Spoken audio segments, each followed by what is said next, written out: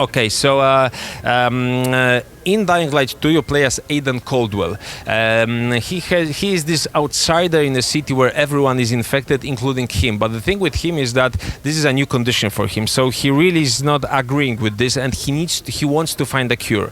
But then he starts exploring the city, looking for the cure, and he realizes there's a huge intrigue going on inside. Like there are two factions, the Scavengers and the Peacekeepers, that try to fight for the control over the city. A couple of other groups that also play a factor in this narrative, and this is the question that Aidan needs to answer by himself. Does he want to get involved, or maybe he just wants to look for the cure? Both options are possible, but a lot of things happen that really draw him into that narrative. So I don't want to spoil too much, but this is really like intrigue heavy.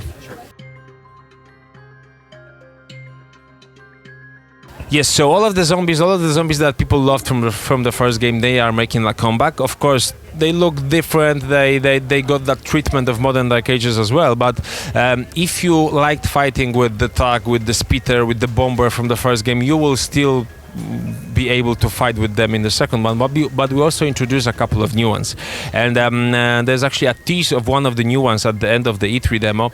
The new one is this guy is called the Drowner, and he's connected to areas where there is water, so he can basically surprise you and jump out on you from water, so this is quite scary. And but the interesting thing about him is that you introduce him to your game, but a choice you make as you play the game. So this is really, I think, quite unique thing in video games, that you introduce specific enemies by your previous actions. So, and this goes not only for the enemies. A lot of other different gameplay elements are connected to the choices and consequences systems.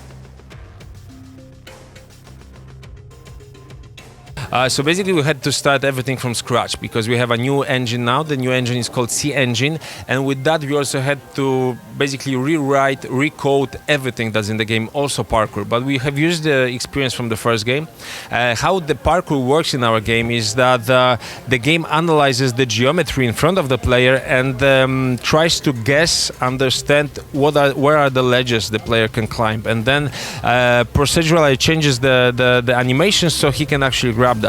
So we have improved on that as well, and this allowed us to, for example, introduce dynamic elements of environment, things like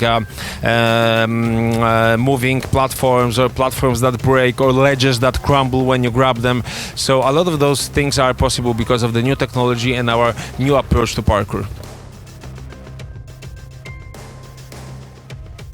So we were thinking about something that could really distinguish our game, and we had like a lot of crazy ideas, but one thing that we kept looking for was something that was at the same time familiar but alien, something that will not scare you, so it's so alien you just don't want to touch it because there's something crazy, and also something that's not too familiar, so you are getting bored with it. As we said during the presentation, there was one guy who played the first game for 4,500 hours, so we were looking something that could engage a lot of people in that way, and that's how the idea came to us. It also supports the narrative. The civilization has gone back to Dark Ages. The community, the humankind as we know it, is gone because of the apocalypse.